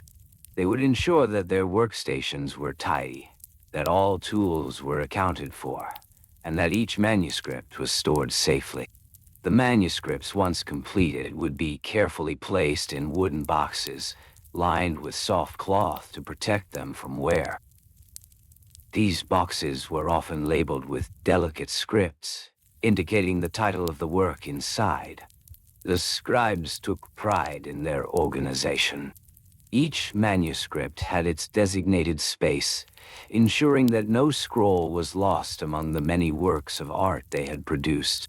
The boxes would be stacked neatly on the shelves, a testament to the labor and love poured into each creation. The scribes would then gather around a small table where they kept a ledger to record their daily activities. Each entry was written in a careful hand, noting the tasks accomplished, the manuscripts worked on, and any challenges encountered. This ledger served as a historical record of their labor, a reflection of the dedication and precision that defined their work. As they wrote, their pens would glide smoothly across the page, the quiet scratching of ink on paper, a soothing sound in the dim light of the scriptorium. The rhythm of their writing mirrored the gentle cadence of their thoughts, each word a step further into a world of knowledge and creativity. Once the ledger entries were complete, the scribes would gather their belongings. Their cloaks would be adjusted, their ink pots securely stowed. Each scribe would make a mental note of their tasks for tomorrow, the anticipation of another day filled with creative endeavors gently filling the air.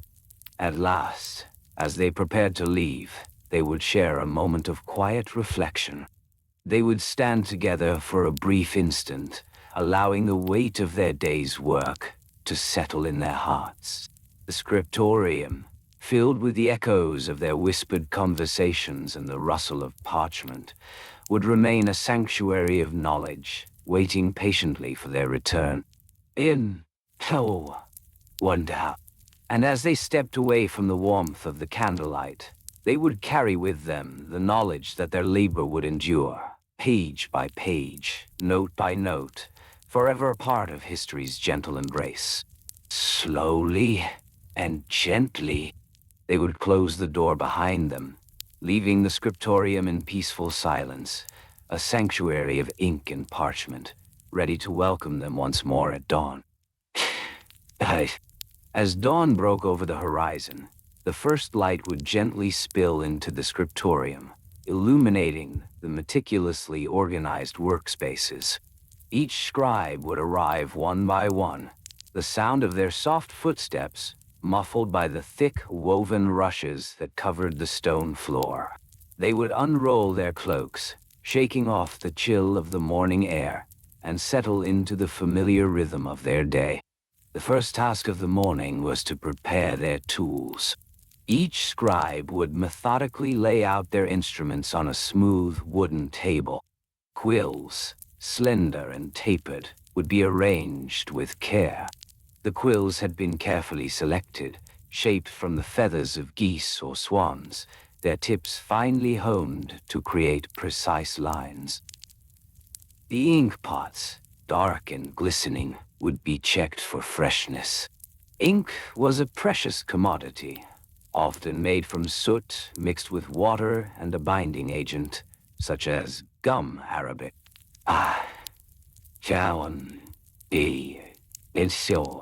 As they set to work, the scribes would take a moment to breathe deeply, inhaling the faint scent of the ink and the parchment. The parchment itself, made from animal skins, was a testament to the care taken in its preparation. Each sheet was carefully scraped and stretched, sometimes measured to specific dimensions, such as 12 inches by 18 inches, depending on the project at hand. Smoothness was essential. The texture of the parchment would determine how well the ink adhered to it. With everything prepared, the scribes would begin their work. They would dip their quills into the ink, letting the excess drip away before applying it to the parchment. Each stroke required patience, precision, and a steady hand. Slowly and gently, they would transfer thoughts and ideas onto the page, their flowing script a reflection of their internal dialogue. During the process, margin notes would emerge. These annotations were not merely scribbles. They were integral to the manuscripts. To add a margin note, A scribe would pause, taking a moment to consider the context of the text. The margin note could be a simple commentary, an additional reference, or a thought that expanded on the text. Each annotation needed to be concise yet meaningful. It required the same careful consideration as the main text.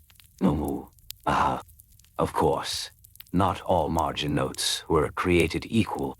Some would be welcomed, while others would be viewed with skepticism.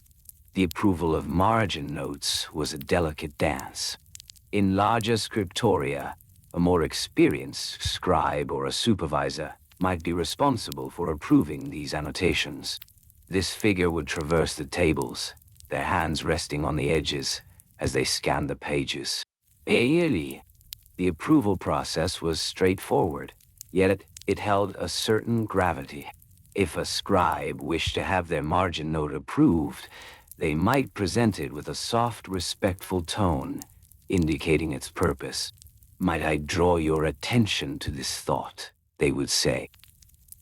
The approving scribe would lean in, eyes narrowing slightly as they assessed the note.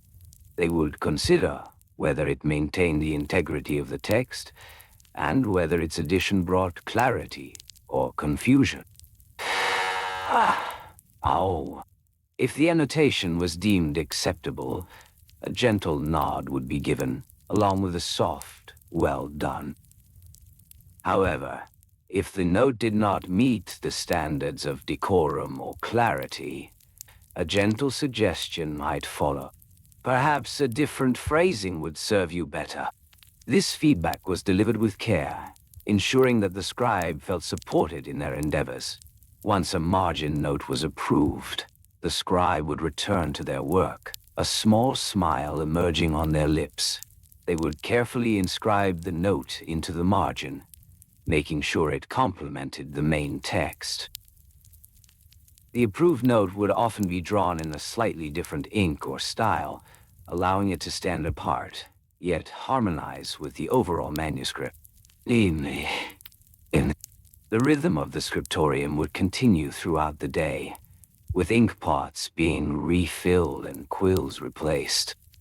Periodically, some scribes would pause to stretch their fingers, ensuring they remain comfortable as they work. The sound of parchment turning would accompany the soothing scratch of quills, creating a serene ambience. Auntie Donnie! As the morning wore on, the scent of warm bread would waft through the air, signaling the approach of midday. The scribes would take a break, allowing their minds to wander freely. They would gather for a simple meal, sharing quiet conversations about their work and their lives.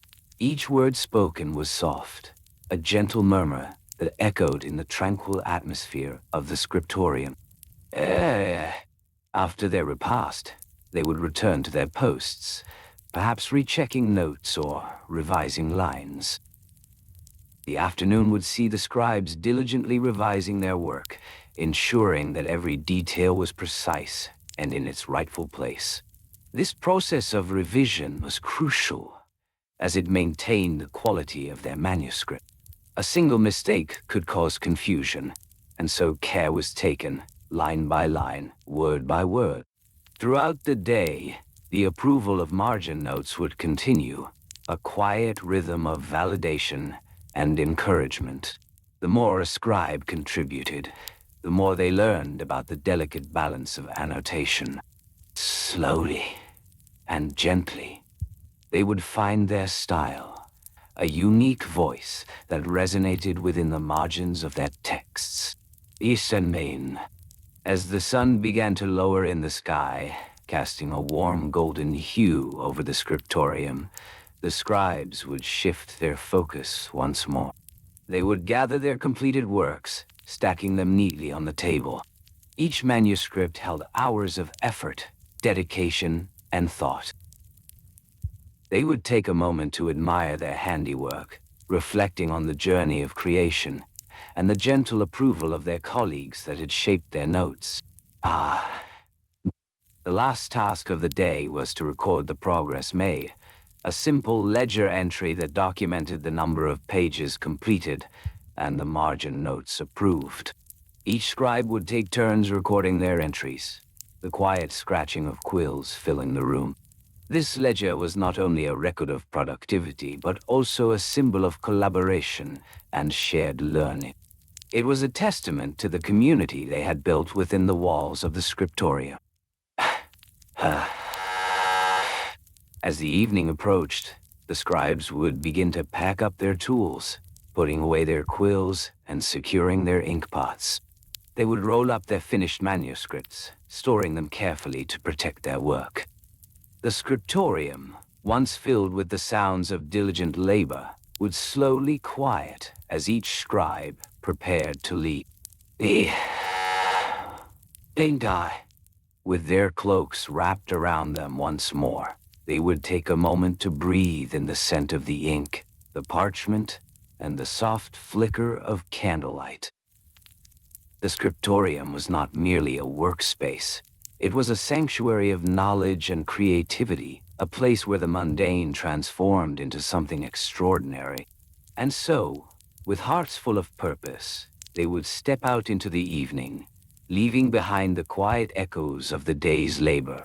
Slowly and gently, they closed the door behind them, sealing the warmth and wisdom of the scriptorium within its walls, waiting patiently for their return at dawn. The following morning, as dawn broke gently over the quiet landscape, the scribes of the scriptorium would begin to stir. The soft light of day filtered through the small leaded windows, casting delicate patterns on the stone floor. With the first rays of sunlight, they would gather once more, ready to engage in their shared pursuit of knowledge and artistry. Each scribe would arrive with the familiar weight of their tools, the essence of ink and parchment lingering in the air, welcoming them back. Before settling into their routines, the scribes would first take a moment to prepare their workspace. They would unroll their freshly prepared parchment, carefully laid out to ensure each sheet was smooth and free of blemish. Each sheet, made from animal skin, would be measured precisely, often a standard size of about 22 inches by 17 inches. This uniformity allowed for easier handling and binding later on. The meticulous creation of parchment was a delicate process, requiring careful scraping and washing, resulting in a surface suitable for the ink to rest upon. Next, the scribes would select their quills, each one chosen with care. The quills were typically made from the feathers of geese or swans, offering a balance of flexibility and strength. The scribes understood the importance of their tools. A well-chosen quill would allow for the smooth flow of ink, facilitating the art of writing. They would dip the quill into the ink pot, ensuring that the tip was just moistened enough to glide across the surface of the parchment without creating blots or runs. As they began to write, the atmosphere of the scriptorium would transform. The soft scratch of quill on parchment would fill the air, creating a soothing rhythm. Each scribe had their preferred style, with some favoring elegant, sweeping letters, while others opted for more compact, precise scripts. The variety of handwriting was a reflection of their individuality, yet each adhered to the same fundamental principles of legibility and beauty. The presence of illuminated letters was common, often used to mark the beginning of a new section or paragraph. These letters, adorned with delicate gold leaf or vibrant pigments, would require careful preparation and application, ensuring that each stroke was deliberate and thoughtful. Now, once the initial writing was complete, the scribe would pause to assess their work. This moment of reflection was crucial, as the margin was not merely a border but a space for annotations and notes. The approval of these margin notes was an important aspect of the scribe's responsibility. For each manuscript, there existed an unwritten etiquette regarding what could or could not be inscribed in those margins. The process of obtaining approval for margin notes was a careful negotiation. Scribes would often consult one another, discussing the content of their annotations, seeking insight into the appropriateness of their thoughts. This collaborative spirit fostered a sense of community within the scriptorium. They would gather in small groups, their voices low and calm, as they shared ideas and reflected on each other's work. Little by little, they would arrive at a consensus regarding the acceptability of the notes, taking into account the intended audience and the context of the manuscript. As the day wore on, the scribes would also pay attention to the storage of their materials. The ink, a mixture of soot and water, would be kept in small earthenware pots, each carefully sealed to prevent drying. The pots would be labeled, indicating the type of ink contained within. This organization was crucial, as different manuscripts called for different inks, each with its own unique properties and hues.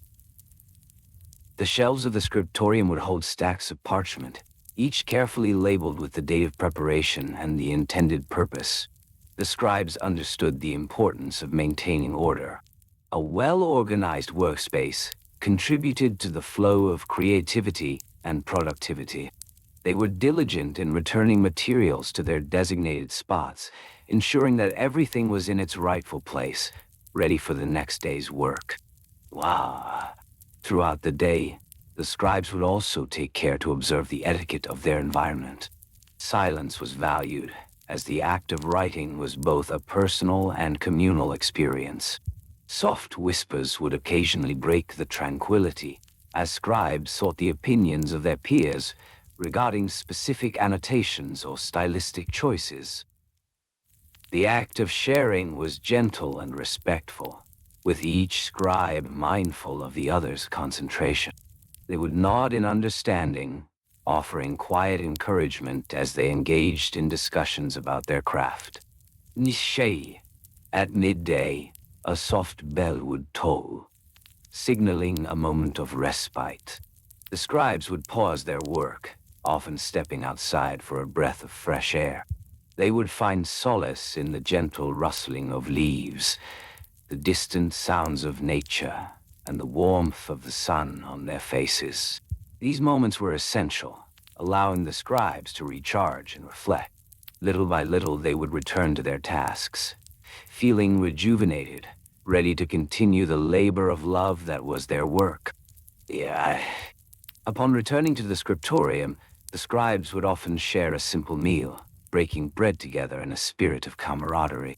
They would enjoy modest fare, perhaps some coarse bread, cheese, and fruit, as they exchanged stories and laughter. This shared meal was not just a necessity, but a cherished ritual, reinforcing the bonds formed through their collaborative efforts. After the meal, the scribes would again settle into their routines, returning to their manuscripts. The approval process of margin notes would continue, with each scribe making revisions based on the feedback received. The act of rewriting margins was a meticulous process, requiring a steady hand and a keen eye for detail. A scribe might take hours to refine a single annotation, ensuring that it was not only acceptable, but enhanced the manuscript's overall purpose. As the day progressed and the sun began its descent, the scriptorium would once again be filled with the soft sounds of diligent labor. The rhythm of quills scratching across parchment would echo, a gentle reminder of the work being done. The scribes would immerse themselves in their tasks, their minds focused yet serene. Each stroke of the quill was a testament to their dedication, their commitment to preserving knowledge through the ages. Now, why? In the late afternoon, as shadows lengthened, the scribes would begin to prepare their work for the day's end. They would once more roll up their manuscripts, carefully securing them with ribbons or twine. Each scroll was treated with respect, a tangible representation of their efforts. The ink would be sealed and quills cleaned, ensuring that everything was ready for the next day's endeavors. With the final touches complete, they would take a moment to admire the fruits of their labor. Little by little, the day would draw to a close. The scriptorium, once vibrant with activity, would begin to dim as candles flickered to light. The scent of wax and ink would fill the air, wrapping the scribes in a cozy embrace. One by one, they would gather their belongings, feeling a sense of fulfillment as they prepared to leave, ready to return again with the dawn. As the last rays of sunlight faded from the scriptorium, the scribes would often reflect on the materials that surrounded them. Parchment, the primary medium of their work, was made from animal skins, typically sheep or goats. Each piece was carefully prepared, stretched, and scraped, treated with a gentle hand to ensure it was smooth and suitable for writing. The skins would be soaked in water and then dried, achieving a delicate balance of flexibility and strength. The cost of parchment could vary, depending on the quality and size, with finer pieces reserved for more important texts. In the dim light, the scribes would reach for their quills. These tools, made from a feather, were selected with care. The best quills were often taken from geese or swans, prized for their durability and ease of use. Each quill would be cut to a precise angle, creating a nib that could hold ink well and glide smoothly across the surface of the parchment. It was a ritual, this preparation of the quill, requiring patience and a steady hand. The scribes would often keep a selection of quills nearby, each one marked for specific tasks. Some were reserved for writing, while others were used for annotations in the margins, a practice that would require careful consideration and approval from their superiors. As they settled into their routines, they would also prepare their inks. Made from a combination of soot, water, and a binding agent, the ink would be mixed in small ceramic pots.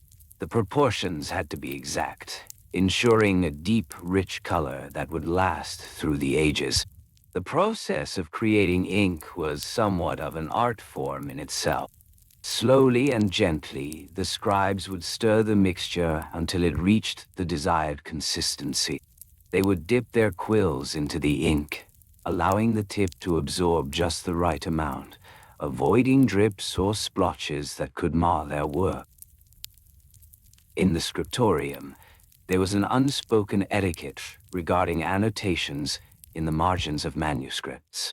These notes, often personal insights or reminders, were not simply added haphazardly. Rather, they were subject to a process of review and approval. As scribes worked, they would pause now and then, contemplating whether the addition of a margin note would be beneficial or appropriate. If they decided to include a note, they had to consider its content carefully. Shani. The content of these margin notes could range from simple commentaries to references for further reading. Scribes would take care to write these notes in a smaller script, a delicate balance of legibility and discretion. Each note would be penned with the understanding that it could influence future readers. When they felt confident about a margin note, the scribe would signal to their overseer, usually a senior scribe or a monk with experience in manuscript production. This overseer would then review the margins, often with a discerning eye, ensuring that the notes aligned with the established guidelines of the monastery or scriptorium. See, if a margin note was deemed suitable, it would be left as is, a quiet mark of the scribe's thoughts. However, if it was found lacking, the note would be lightly crossed out with a quill, a clear but gentle indication that it would not be included in the final version. The scribe would then take a moment to reflect, erasing the note and perhaps rewriting it later, after further consideration. This process of evaluation and correction contributed to the overall atmosphere of respect and diligence that permeated the scriptorium. Time spent in the scriptorium was often measured carefully. A typical day might begin with the first light of dawn. Scribes would arrive, settling into their spaces with a sense of purpose. They would light a few candles, their flames flickering softly, casting warm light over the work tables. The day would begin with a period of quiet reflection, a brief moment to gather their thoughts before diving into the tasks ahead. Each scribe would often have a specific set of assignments for the day. Some would focus solely on copying texts, while others might be tasked with embellishing manuscripts with illustrations or gold leaf. The rhythm of the scriptorium was defined by these individual duties, each scribe contributing to the greater whole. The sound of quills scratching, the occasional rustle of parchment, and the soft murmurs of discussion would create a soothing backdrop, enhancing the sense of calm. As the day progressed, breaks were woven into the routine. After several hours of concentrated work, the scribes would pause, taking time to stretch and refresh themselves. They would often share a simple meal, perhaps bread and cheese, accompanied by a modest cup of water or ale. During this time, conversations would flow. Gentle exchanges about work, ideas, or the texts they were transcribing. These moments of camaraderie served as a reminder of the shared purpose that bound them together. After their meal, the scribes would return to their workstations. Each would take a moment to breathe deeply, settling back into the rhythm of writing. They would take up their quills once more, feeling the familiar weight in their hands. The act of writing became almost meditative, a way to connect with the past while shaping the future. As daylight began to wane, the air would fill with a quieter energy. Scribes would work diligently, their focus unwavering. The flickering candles cast long shadows, and the scent of ink mingled with the crispness of parchment. Each completed line brought satisfaction, a small victory in the vast world of words. When the day finally drew to a close, they would engage in the ritual of securing their work. Each manuscript would be carefully rolled and tied with ribbons, the knots tied with gentle precision. Scribes would take care to ensure that no corners were bent, no pages crumpled. The manuscripts represented hours of dedication, and they deserved to be treated with reverence. The ink would be sealed, allowing it to dry without smudging. Each task was a small yet significant part of the larger process. And then, as the candles burned low, the scribes would take a moment to reflect once more. They would admire the day's output, a tapestry of words and thoughts woven together. Slowly and gently, they would gather their belongings, prepared to leave the scriptorium behind. The quiet satisfaction of a day well spent would fill their hearts as they stepped into the cool evening air, ready to return to their homes, to rest, and to dream of the words yet to be penned. Elmo. As the moon rose high in the sky, casting a soft, silvery glow over the quiet village, the scribes returned to their humble abodes. Each scribe carried with them not only the manuscripts they had labored over, but also a collection of tools and materials carefully gathered throughout the day. The tools of the trade were simple yet essential, each with its own purpose and place within the scriptorium. The quills, each one a slender feather, would be selected with care. Scribes often preferred goose or raven feathers, known for their durability and grace. The tip of the quill was meticulously cut to create a fine point, allowing for precise lettering. The process of preparing a quill was a delicate dance, requiring patience and a steady hand. A simple knife was used to shape the quill, and this knife, often made of iron, would be kept on a small wooden table beside the workspace, its blade polished and ready for use. The ink, a rich mixture of soot and water, was stored in small glass vials. These vials, often corked or sealed with a wax covering, would be lined up neatly upon the scriptorium shelf. Each scribe had their preferred blend. Some favored a darker ink, created by mixing more soot, while others preferred a lighter shade, more translucent and airy. The ink was stirred gently before each use, ensuring that the components blended seamlessly. As the scribes returned home, they would place their tools in a designated area, often a simple wooden chest or a leather satchel. The chest would be lined with soft cloth, protecting the quills and vials from dust. Each tool had its own place, a small ritual that ensured nothing was lost, nothing forgotten. The following day, the routine would begin anew. The sun would rise, and the light would stream through the small windows of the scriptorium, illuminating the workspace. Scribes would gather at dawn, often sharing a warm drink, perhaps a simple herbal infusion brewed from local plants. They would take a moment to settle into their chairs, wooden and sturdy, designed for long hours of work.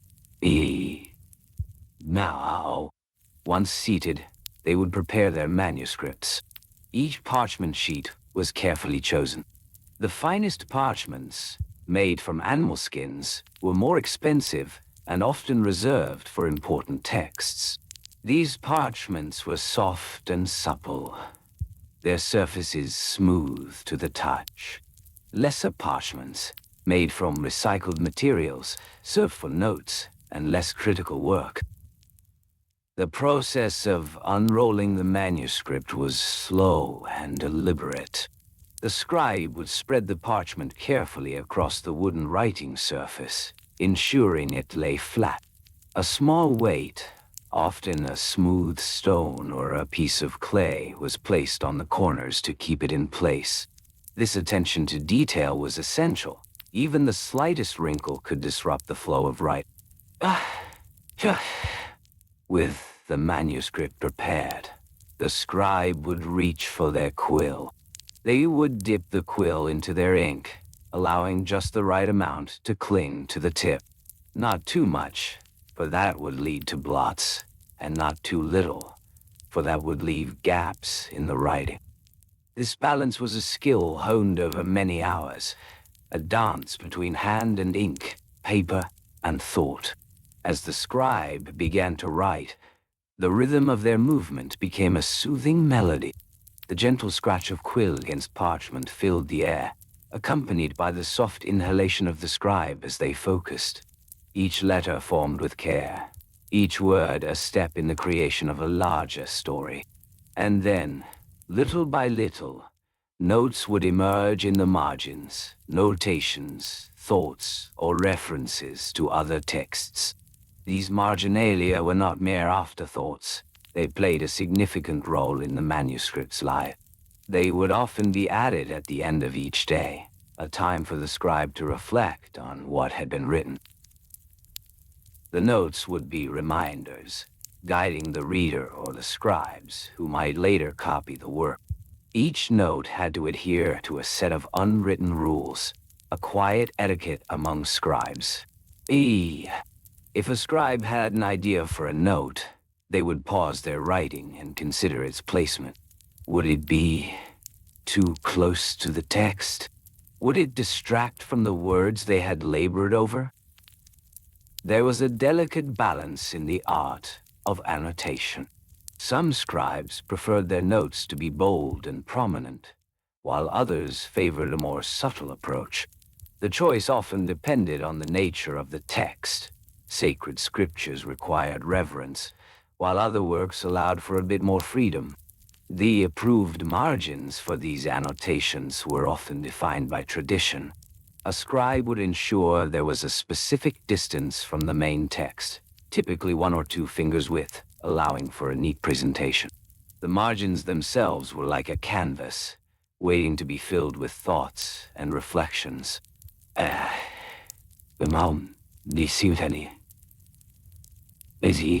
As the day wore on, the scribe would take breaks, perhaps to stretch their legs or refill their ink.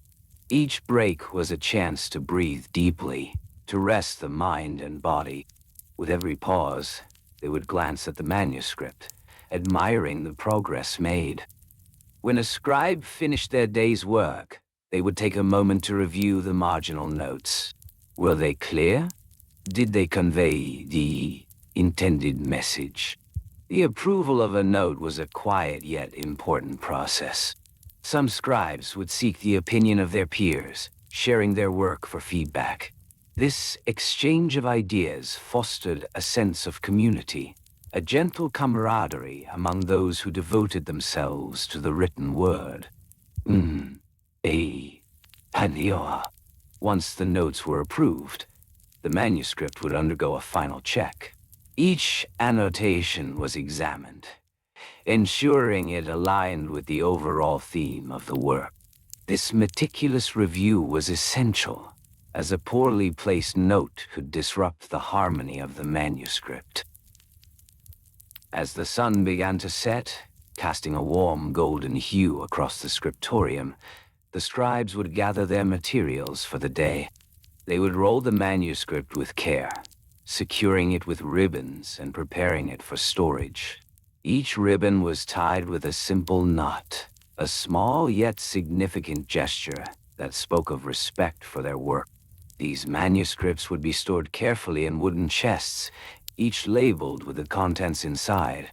The chests would be kept in a cool, dry place, away from moisture that could damage the delicate parchment. The act of storing the manuscripts was a ritual, a final act of care that ensured the longevity of their work. And so, little by little, the scribes would conclude their day, satisfied with their efforts. This quiet, methodical approach to the mundane tasks of manuscript writing and annotation created a tranquil rhythm in their lives. It was a life filled with small joys, the simple pleasures of ink, parchment, and the soothing act of writing. Each day, they returned to their tools and their manuscripts, ready to weave the threads of history anew. Wooden, Gilwinrow.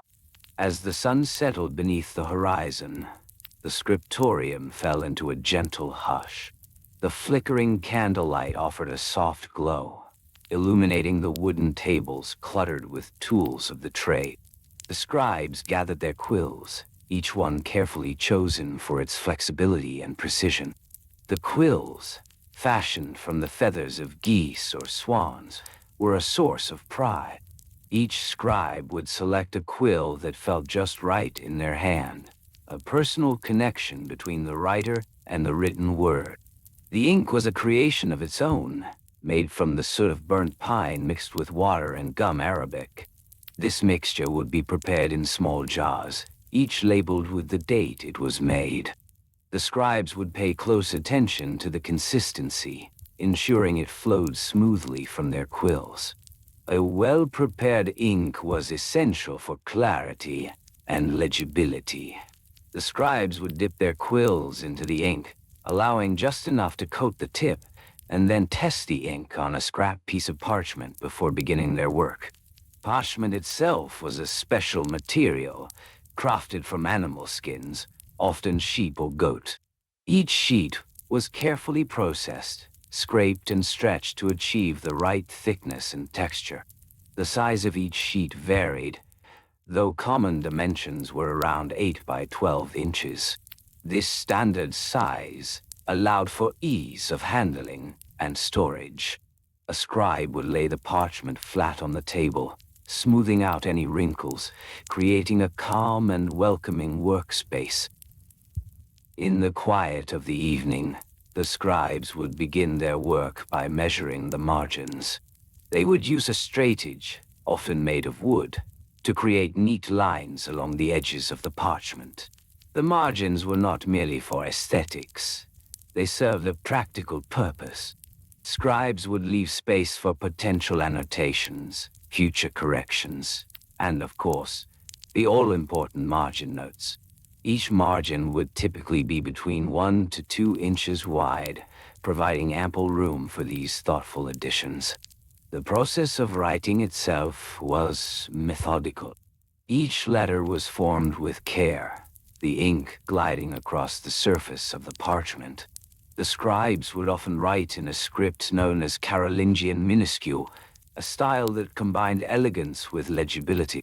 This style employed rounded letters and clear spacing, which made it easier for readers to navigate the text.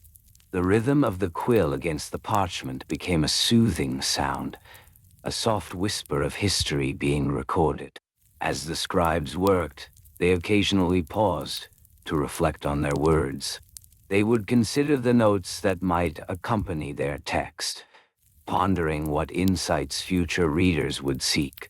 The decision to make a note was not taken lightly. It was a responsibility. The notes had to be relevant and insightful, enhancing the manuscript rather than cluttering it. When a scribe decided to include a margin note, they would carefully consider its placement. The note had to be positioned in such a way that it did not interrupt the flow of the main text. Often, this required a bit of planning.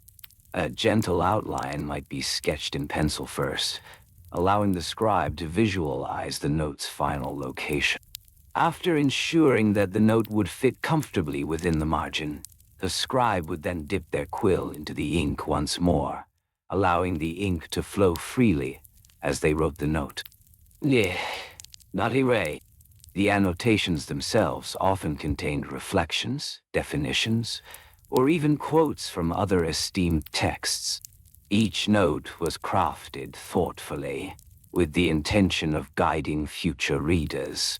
The scribes took pride in the clarity of their annotations, for they knew that these little additions could illuminate complex ideas. They followed a careful etiquette, ensuring that notes were written in smaller script to differentiate them from the main text. This distinction helped maintain the integrity of the manuscript while still providing additional information for the reader. Well, occasionally a scribe might be uncertain whether a note was appropriate or insightful enough. In such cases, they would consult with their fellow scribes. This collaborative spirit was a hallmark of the scriptorium. They would engage in quiet discussions, weighing the merits of each proposed note. This ritual of approval was not rushed. It was a thoughtful exchange, fostering an atmosphere of respect and diligence. After a note was deemed acceptable, the scribe would inscribe it into the margin. They would take a moment to admire the manuscript as a whole, ensuring that the note complemented the text. The goal was harmony, a visual balance that enhanced the manuscript's beauty. This attention to detail was paramount, for a misplaced or poorly executed note could disrupt the flow, detracting from the overall message. Once the writing was complete, the scribes would face the task of reviewing their work. This part of the process was essential. The manuscripts were read aloud, the soft cadence of the words drifting through the scriptorium. This practice not only helped identify errors, but also allowed for reflection on the annotations.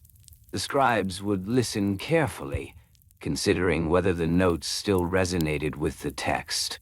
They would ask themselves, does this note serve its purpose? Is it clear and relevant? In the evenings, after the day's writing was complete, the scribes would engage in meticulous acts of care. Manuscripts were folded and rolled with gentle hands, securing them with soft ribbons. These ribbons, often dyed in soothing colors, were not merely decorative. They represented protection and reverence for the written word. Each manuscript would be placed into its designated chest, a sturdy wooden box that had been carefully crafted to shelter the texts. Each chest was lined with soft cloth to prevent damage to the delicate parchment. The scribes would ensure that each manuscript was labeled clearly, with a title and date of completion, allowing for easy retrieval. They understood that future generations would depend on this organization, and so they approached it with patience and care. As they finished for the day, the scribes would take a moment to reflect on their labor. They would breathe deeply, inhaling the faint scent of ink and parchment, grounding themselves in the tranquility of the moment. Each day concluded with a sense of fulfillment, a quiet assurance that they were part of a grand tradition, preserving knowledge for the future. The rhythm of their lives was a soothing cycle of writing, reflection, and storage. Each step was gentle, each task performed with purpose. They embraced the simple joys of their daily routines, finding satisfaction in the act of creation. The evenings in the scriptorium were a time for rest, where the soft glow of candlelight danced alongside the whispers of history, being etched into the fabric of time. Slowly and gently, they settled into their beds, allowing the day's work to drift into dreams, where the stories they had written would continue to unfold. In this exploration of medieval manuscript margin note approval, we journeyed through the quiet, meticulous processes that governed the scribe's world.